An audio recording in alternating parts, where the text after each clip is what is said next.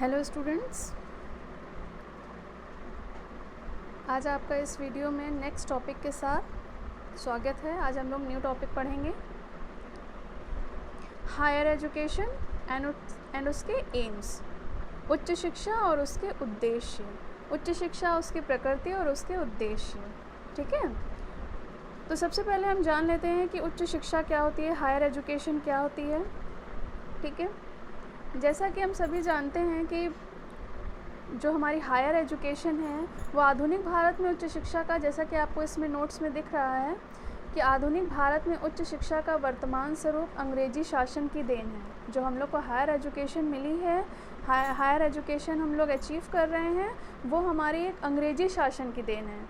ठीक है, विश्व के सभी देशों में, मतलब विश्व के सभी देश आज उच्च शिक्षा के क्षेत्र में बहुत ही ज़्यादा आगे बढ़ गए हैं। वैसे ही सभी देशों के साथ साथ हमारा भारत देश भी जो है इसमें उच्च शिक्षा के साथ आगे बढ़ गया है।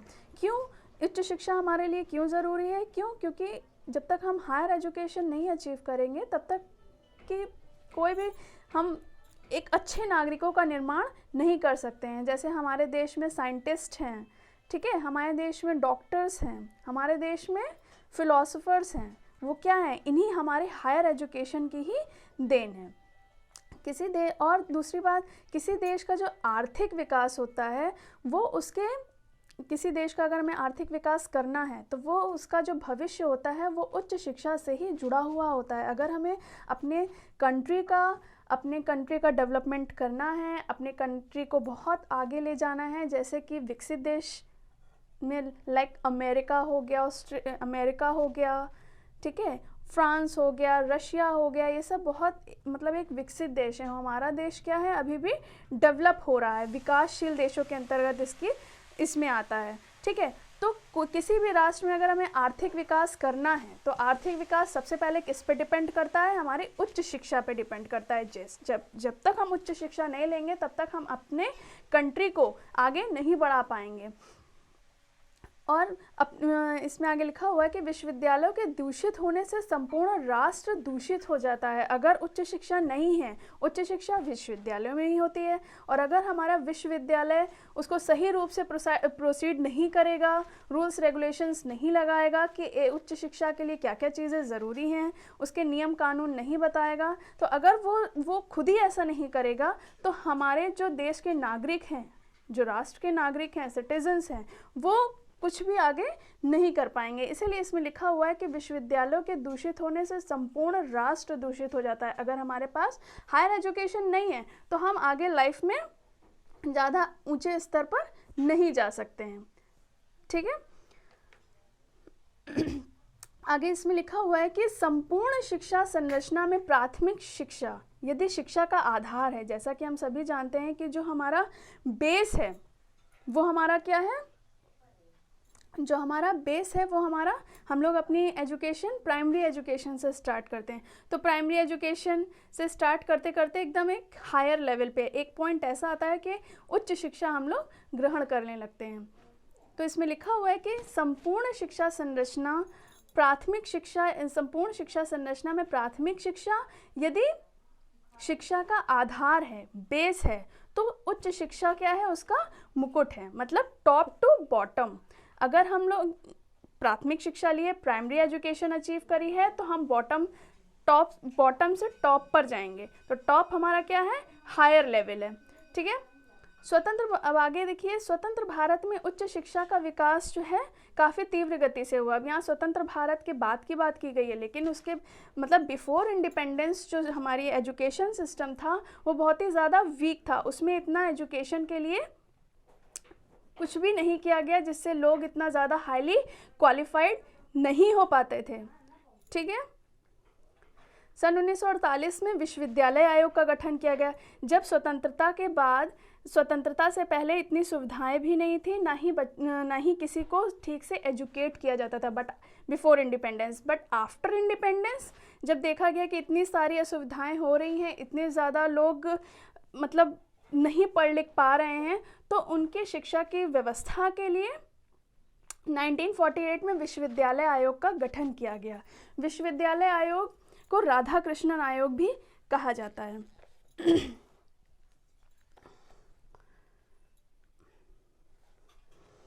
विश्वविद्यालय आयोग को राधाकृष्णन आयोग भी कहा जाता है। इसका गठन कब हुआ था? 1948 में हुआ था।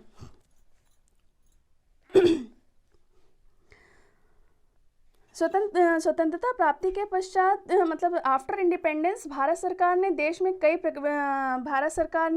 कई प्रकार के परिवर्तन लाने का प्रयास किया। मतलब जब आफ्टर इंडिपेंडेंस, जब हमारे देश में, हमारी कंट्री में बहुत सारी फैसिलिटीज़ होने लगी, तब सरकार का ध्यान शिक्षा पर गया और सरकार ने जो है अपने देश में परिवर्तन लाने का प्रयास किया, जिसमें भारत सरकार ने शिक्षा के क्षेत्र में सबसे ज़्यादा सुधार लाने का प्रयास किया। क्यों? क्योंकि वो बिफोर इंडिपेंडेंस सरकार ने देखा कि कितनी ज़्यादा असुविधाओं की वजह से, कोई भी फैसिलिटीज़ ना होने की वजह से हमारे देश के जो नागरिक हैं वो अशिक्षित रह जा रहे हैं, शिक्षित नहीं हो पा रहे हैं, जिसकी वजह से भारत सरकार ने शिक्षा के क्षेत्र में सुधार लाने का प्रयास किया। स्वतंत्रता से पहले बिफोर इंडिपेंडेंस भारतीय शिक्षा किस पर आधारित थी? हमारे वैल्यूज़ पर बेस्ड थी, वैल्यू बेस्ड थी। बट राइट नाउ आजकल जो एजुकेशन है वो हमारे वास्तविक जीवन से ज़्यादा रिलेट करती है, लेकिन पहले की जो एजुकेशन थी वो मूल्यों पर आधारित थी, वैल्यू बेस्ड थी, लेकिन वास्तविक जीवन से बहुत दूर थी। भारतीय शिक्षा का जो लेवल था ना वो अन्य देशों की अपेक्षा बहुत अच्छा नहीं था।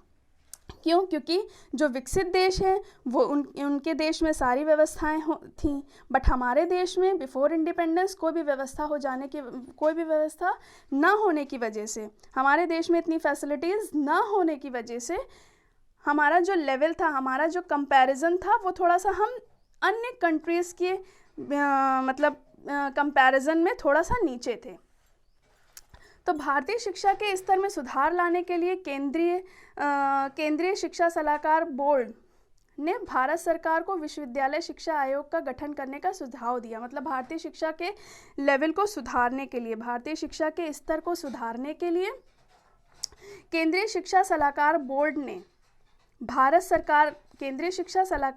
ने जो है भारत सरकार को ये आदेश दिया कि विश्वविद्यालय आयोग का गठन किया जाए।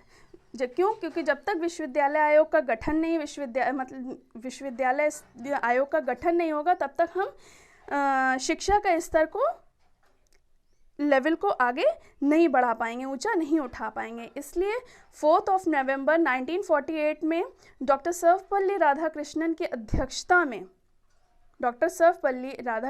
अध्यक्षता में भारत सरकार द्वारा विश्वविद्यालय आयोग का गठन किया गया था। ठीक है। सबसे पहले राधाकृष्णन ये विश्वविद्यालय आयोग का, मतलब शिक्षा के स्तर को सुधारने के लिए सबसे पहले विश्वविद्यालय आयोग का ही गठन किया गया, जिसे हम राधाकृष्णन आयोग के नाम से भी जानते हैं। इन्होंने शिक्षा के स्तर को सुधारने के लिए उसकी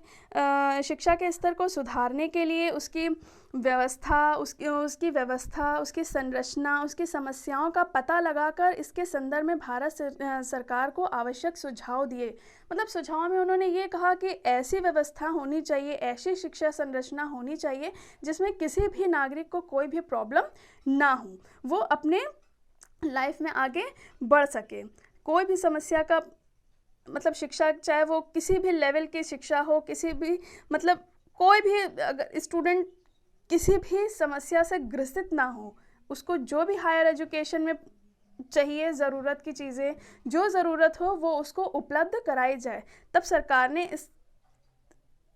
इस पर ध्यान देना शुरू किया। स्वतंत्रता प्राप्ति के पश्चात ये एक पहला आयोग था, जैसा कि अभी हमने बताया था कि ये एक पहला आयोग था जिसने शिक्षा के स्तर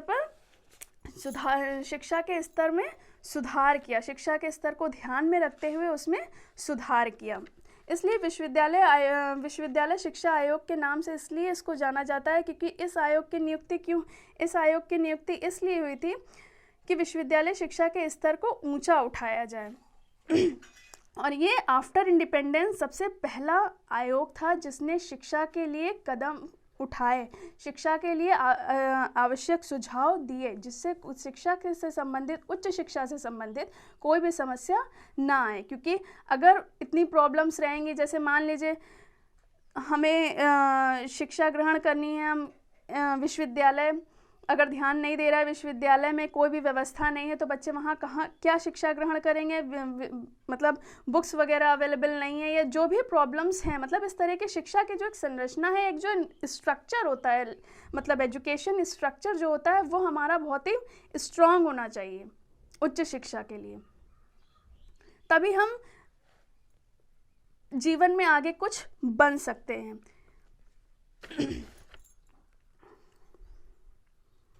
अब हम आते हैं शिक्षा के उद्देश्य पर, कि उच्च शिक्षा के उद्देश्य क्या हैं।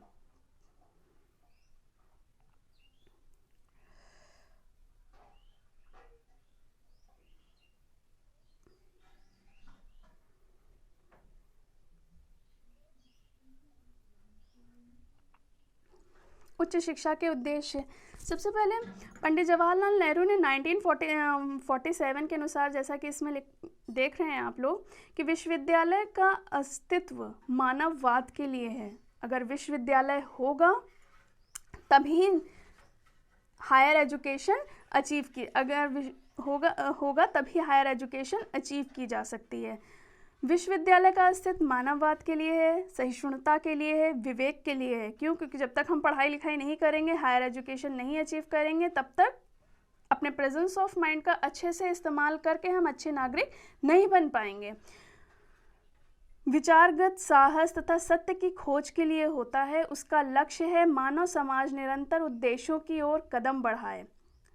राष्ट्र और जनता की भलाई इसी में है कि विश्वविद्यालय अपने दायित्व का समुचित निर्वाह करते रहें। मतलब जवाहरलाल नेहरू का भी कहना यही है कि मानव समाज निरंतर उद्देश्यों की ओर कदम बढ़ाए, मतलब मनुष्य हमेशा आगे बढ़ता रहे, अग्रसर रहे, अपनी लाइफ में कुछ ना कुछ करता रहे, ठीक है, तभी वो एक सफल नागरिक बन सकता है।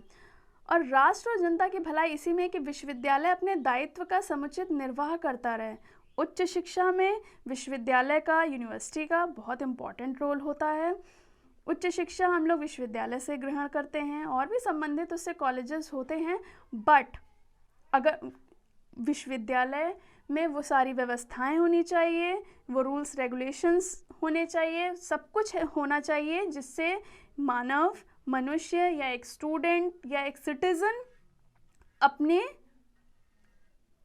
अच्छे से उच्च शिक्षा, हायर एजुकेशन अचीव करके कुछ ना कुछ आगे भविष्य में बने, ठीक है। तो इसमें देखिए लिखा हुआ है कि राधा कृष्णन आयोग, सबसे पहले आपको पता होना चाहिए कि विश्वविद्यालय शिक्षा आयोग को राधा कृष्णन आयोग कहते हैं, या राधा कृष्णन आयोग को विश्वविद्यालय शिक्षा आयोग के नाम से भी जाना जाता है, जैसा कि अभी हमने बताया था। इसकी स्थापना 1948 में ही हुई थी। इनके अनुसार उच्च शिक्षा के उद्देश्य, मेनली राधा कृष्णन आयोग ने एम्स बताए हैं हायर एजुकेशन के, क्या क्या एम्स होते हैं। तो फर्स्टली देखिए लिखा हुआ है कि भारत में ऐसी विभूतियों को तैयार करना, विभूतियाँ मतलब कि एक ऐसे अच्छे इंसान बनाना है। इंसान जब हायर एजुकेशन अचीव करी होगी, तो विभूतियों का मतलब ये है कि जब हमने हायर एजुकेशन अचीव करी होगी तो तभी हम जाके आगे चल के डॉक्टर बन सकते हैं, इंजीनियर बन सकते हैं, एक प्रोफेसर बन सकते हैं, ठीक है। तो जब तक हमने हायर एजुकेशन नहीं अचीव करी होगी तो ये सब बनना एक इम्पॉसिबल सी बात है। तो हायर एजुकेशन अचीव करना इट्स अ बिग थिंग, ठीक है।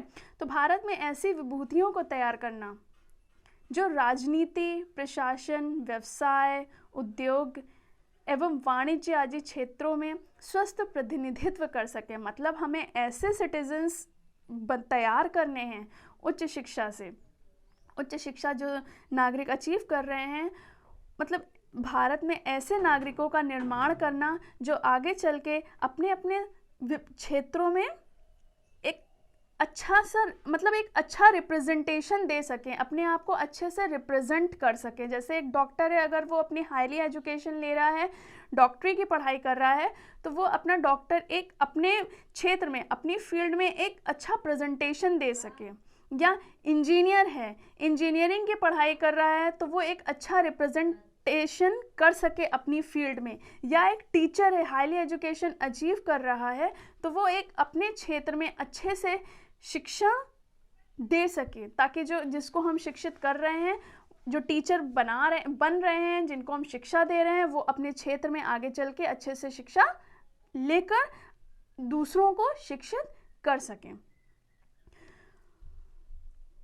सेकेंड है लोकतंत्रीय आदर्शों की सुरक्षा करना तथा व्यक्ति एवं समाज में सामंजस्य स्थापित करना। हमें अपने लोकतंत्र की रक्षा करनी चाहिए, और लोकतंत्र की रक्षा करनी चाहिए, प्रजातंत्र की रक्षा करनी चाहिए, अपने संविधान की रक्षा करनी चाहिए, उनकी जो वैल्यूज़ हैं, उनके जो आदर्श हैं, उनके जो आइडियल्स हैं, उनकी सुरक्षा करनी चाहिए, तथा व्यक्ति एवं समाज में सामंजस्य स्थापित करना चाहिए। एक पढ़ा लिखा व्यक्ति ही, जो पढ़ा लिखा इंसान होता है, वो व्यक्तियों में सामंजस्य स्थापित करता है, एडजस्टमेंट करता है। एक पढ़ा लिखा इंसान ही जो है दो लोगों के बीच में सामंजस्य स्थापित कर सकता है। तो इसीलिए समाज को शिक्षित करने की इसमें बात कही गई है। आदर्शों को सुरक्षा करिए, आप संविधान की सुरक्षा करिए, अपने लोकतंत्र की सुरक्षा करिए, तथा व्यक्ति एवं समाज में सामंजस्य स्थापित करिए। क्यों? क्योंकि व्यक्ति एक सामाजिक प्राणी होता है। समाज में रहकर ही उसका सर्वांगीण विकास हो सकता है। तो जब तक हम समाज से सामंजस्य स्थापित नहीं करेंगे, तब तक हम हम लोगों की लाइफ बिल्कुल की कोई वैल्यू नहीं होगी। क्योंकि व्यक्ति समाज में रहकर ही जन्म से लेकर मृत्यु तक बड़ा होता है। समाज में ही रहकर उसको बहुत सारे वर्क करने पड़ते हैं। समाज से ही जब तक सामंजस्य स्थापित नहीं करेंगे, आप अपनी लाइफ में कुछ भी नहीं कर सकते हैं। समाज अगर आपको इम्पोर्टेंस नहीं दे रहा है, तो आप अपनी लाइफ में आगे नहीं बढ़ पाएंगे। क्यों? क्योंकि समाज में बहुत लोग कभी ना कभी आपको जो है किसी ना किसी फील्ड में, किसी ना किसी समय पे, किसी ना किसी टाइम पे आपको समाज की किसी ना किसी की हेल्प लेनी पड़ती ही है। बिना हेल्प के हम आगे बढ़ नहीं सकते हैं। थर्ड पॉइंट है आपका प्राचीन मर्यादाओं का सम्मान करते हुए नवीन मान्यताओं, विचारधाराओं के बौद्धिक अग्रदूतों को तैयार करना। फिर इसमें वही बात कही गई है कि अपनी लिमिटेशंस को ध्यान में रखकर, अगर हम समाज में रह रहे हैं तो हमारी कुछ लिमिटेशंस हैं। अगर हम उस लिमिट को क्रॉस करते हैं तो वो हमारे लिए हार्मफुल होगा, हमारे ही लिए लॉस होगा। तो हमें समाज में रहकर कुछ लिमिटेशंस को ध्यान रखना चाहिए, उन लिमिटेशंस का सम्मान करना चाहिए, जिससे हम अपनी फीलिंग्स को, अपनी विचारधाराओं को दूसरों के सामने रख सकें, तथा उसके साथ ही साथ बौद्धिक अग्रदूतों को भी तैयार कर सकें जो हमारी बात समझ रहे हैं। ठीक है? तो कहीं ना कहीं हमें अपने कहने का मतलब इसमें यह है कि हमें अपने समाज में रहते हुए अपनी कुछ लिमिटेशंस का सम्मान करते हुए आगे बढ़ना चाहिए। जो वैल्यूज़ हैं, जो मान्यताएं हैं, उनको मानना चाहिए। नेक्स्ट पॉइंट है आपका राष्ट्रीय अनुशासन, अंतर्राष्ट्रीय अवबोध, आध्यात्मिक विकास, न्याय, स्वतंत्रता, समानता एवं मातृत्व की भावना का निर्माण करना। तो उच्च शिक्षा का ये भी एक बहुत इम्पॉर्टेंट उद्देश्य है कि जब तक हम उच्च शिक्षा नहीं ग्रहण करेंगे, हमें ये सब राष्ट्रीय अनुशासन, कैसे हमें अपने कंट्री में, अपने नेशनल लेवल पे रहना है, कैसे फ्रीडम, इक्वालिटी, ठीक है, अपनी मातृत्व भावना का कैसे हम निर्माण करेंगे।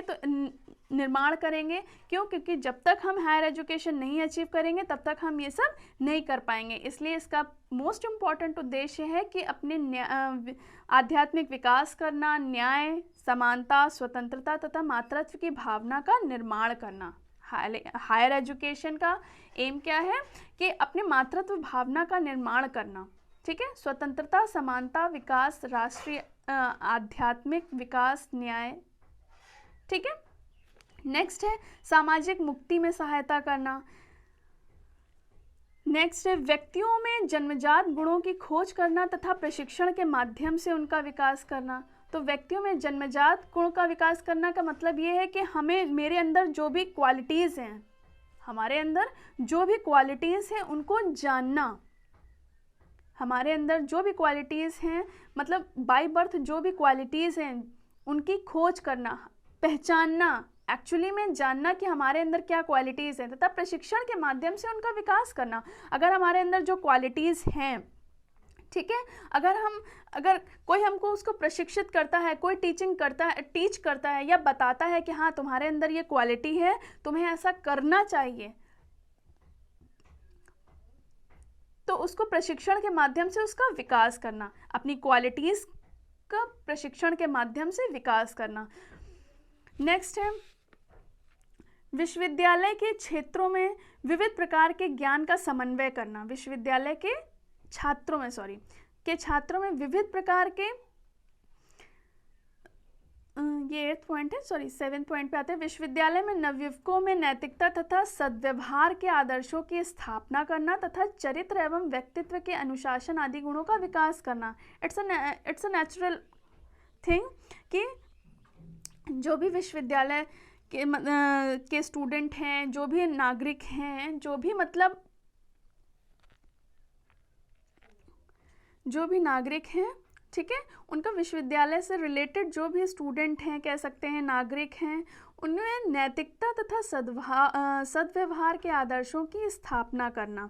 सद्व्यवहार ऑटोमेटिकली ये एक कॉमन ये कॉमन सी बात है कि अगर हमने हायर एजुकेशन अचीव करी है, ठीक है, तो हायर एजुकेशन जहाँ से हम अचीव कर रहे हैं, जैसे विश्वविद्यालय से हम हायर एजुकेशन अचीव कर रहे हैं या कहीं से भी हायर एजुकेशन अचीव कर रहे हैं, तो वो ऑटोमेटिकली हमारे बिहेवियर में दिखता है, ठीक है, ना फिर नैतिक मोरालिटी दिखती है, ठीक है। तो उसमें कहा गया है कि मतलब विश्वविद्यालय में नवयुवकों में नैतिकता तथा सद्व्यवहार के आदर्शों की, मतलब उनमें मोरालिटी एंड बिहेवियर को डेवलप करना तथा चरित्र एवं व्यक्तित्व, आपके कैरेक्टर एवं पर्सनालिटी एवं डिसिप्लिन को डेवलप करना।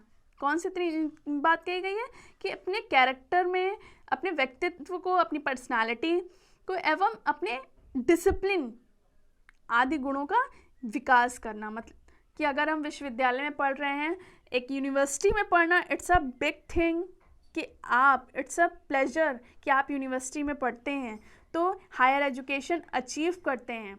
तो ऑब्वियस सी बात है कि अगर हम एजुकेशन अचीव कर रहे हैं यूनिवर्सिटी में रह के, या हम अपने कॉलेज में रह के एजुकेशन अचीव कर रहे हैं, तो हमारे अंदर वो मोरालिटी, वो बिहेवियर, वो डिसिप्लिन वो दिखना चाहिए। और वो सब कब आएगा? जब हम हायर एजुकेशन को अचीव करेंगे। क्योंकि पढ़े लिखे में बहुत, मतलब एक ऑब्वियस ये एक खुद से ही सब चीज़ें आ जाती हैं। जब हम पढ़ाई लिखाई करते हैं, हायर एजुकेशन अचीव करते हैं, तो ऑब्वियस सी बात है ये ऑटोमेटिकली अपने अंदर ये डेवलपमेंट हो जाते हैं। नेक्स्ट पॉइंट है आपका, विश्वविद्यालय के छात्रों में विविध प्रकार के ज्ञान का समन्वय करना तथा उनकी उपलब्धि के अवसर। विश्वविद्यालय के छात्रों में विविध प्रकार के ज्ञान का समन्वय करना, अगर यूनिवर्सिटी मतलब अगर हम पढ़ रहे हैं, तो अगर हम हायर एजुकेशन अचीव कर रहे हैं, तो हमें अपने ज्ञान का समन्वय करना, मतलब ज्ञान को और बढ़ाना, हमें अपने ज्ञान को और ज़्यादा से ज़्यादा बढ़ाना चाहिए तथा उनकी उपलब्धि के अनुसार जो भी हमने ज्ञान अचीव किया, जो भी ज्ञान अर्जित किया, जो भी हमने उपलब्धि पाई है, जो भी अपना ज्ञान हमने अचीव किया है, उसको बढ़ाना तथा उनकी उपलब्धि के अवसर तथा उन साधन देकर। यूनिवर्सिटी में जो भी ज्ञान हम अचीव कर रहे हैं, वो हमें फैसिलिटीज़ मिले अपने ज्ञान को, ताकि हम वो मतलब अपने ज्ञान को और बढ़ाएं। जो भी फैसिलिटीज़ हमको मिले, जो भी साधन हमको मिले, उन साधन का, उन फैसिलिटीज़ का लाभ उठाकर हम आगे बढ़ें। विश्वविद्यालय लिखा है, फिर से एक बार देखते हैं। विश्वविद्यालय के छात्रों में विविध प्रकार के ज्ञान का समन्वय करना तथा उनकी उपलब्धि के अवसर, ज्ञान को हमें आगे बढ़ाना तथा उपलब्धि के जो हमें अवसर यूनिवर्सिटी दे तथा साधन देकर, जो भी हमें साधन मिले, यूनिवर्सिटी का ही काम है कि हमको हायर एजुकेशन अचीव करने के लिए सारी फैसिलिटीज़ उपलब्ध कराए, सारी उपलब्धि के हमें अवसर दें तथा साधन देकर ज्ञान के साथ साथ आत्मिक विकास का भी अवसर प्रदान करना। ठीक है, तो मतलब जो भी हमें फैसिलिटीज़ मिले, जो भी साधन मिले, जो भी चीज़ें हमें यूनिवर्सिटी प्रोवाइड करती है अपनी हायर एजुकेशन को अचीव करने के लिए, ठीक है, उसके साथ ही साथ हमें अपने खुद का भी, अपना आत्मिक विकास भी करना चाहिए, अपना सेल्फ डेवलपमेंट भी करना चाहिए। बिल्कुल सिर्फ एजुकेशन के भरोसे नहीं बैठना चाहिए कि हाँ हमको जब ये यूनिवर्सिटी प्रोवाइड करेगा या हमें उच्च शिक्षा में ये सब चीज़ें मिलेंगी तभी हम करेंगे। वो तो साथ ही साथ होता रहेगा, वो तो आप डेवलपमेंट करोगे ही, बट साथ ही साथ उसके साथ साथ अपना भी विकास, हमें अपना आत्मिक विकास भी करना है, अपने खुद के सेंस को आगे बढ़ाना है। तो ये थे आपका हायर एजुकेशन। हायर एजुकेशन में हम लोग ने समझा कि क्या है, उसमें बहुत सारे हम लोगों ने बहुत सारे नहीं, अपने बिफोर इंडिपेंडेंस के बारे में जाना कि शिक्षा बहुत ही वीक थी, शिक्षा का जो लेवल था बहुत ही ज़्यादा वीक था, बट आफ्टर इंडिपेंडेंस शिक्षा के क्षेत्र में सरकार ने ध्यान आकर्षित किया, विश्वविद्यालय शिक्षा आयोग के गठन किया। तो सबसे पहला आयोग विश्वविद्यालय आफ्टर इंडिपेंडेंस सबसे पहला जो आयोग था वो विश्वविद्यालय आयोग था, जिसे हम राधा कृष्णन आयोग भी कहते हैं। 1948 में इसकी स्थापना हुई थी। और बहुत सारे आयोग है, कोठारी आयोग भी है, मुदालियर आयोग भी है, माध्यमिक शिक्षा आयोग जिसे हम कहते हैं। तो कोठारी आयोग ने भी जो है कोठारी आयोग ने भी अपने मतलब शिक्षा के स्तर को, शिक्षा की गुणवत्ता के स्तर को सुधारने के लिए बहुत सारी बातें कही, बहुत सारे सुझाव दिए। माध्यमिक शिक्षा आयोग ने भी 10+2+3 को लागू करने की बात कही है। तो मतलब ऐसे बहुत सारे कमेटियां बनी हैं, बहुत सारे कमेटी नहीं, बहुत सारे कमीशंस हैं जिसमें हायर एजुकेशन में जो भी प्रॉब्लम्स आ रही हैं उनको सुधारने का प्रयास किया गया है। उनमें कहा गया है कि यूनिवर्सिटी ऐसा, विश्वविद्यालय ऐसा काम करे, मतलब ऐसी बातें उसमें कही गई। तो अपने हायर एजुकेशन को बढ़ाने के लिए, अपने हायर एजुकेशन को बढ़ाने के लिए बहुत सारे कमीशंस ने ये बात कही है। बट आज हमने जो पढ़ा है उच्च शिक्षा के बारे में जाना हमने, विश्वविद्यालय आयोग जो कि पहला आयोग था उसके बारे में जाना, राधा कृष्णन आयोग ने जो उच्च शिक्षा के उद्देश्य बताए हैं उसके बारे में जाना हमने। ठीक है, तो आज के लिए बस इतना ही। बाकी नए टॉपिक के साथ, नए वीडियो के साथ कल हम फिर मिलेंगे। ठीक है क्लास, ओके, थैंक यू।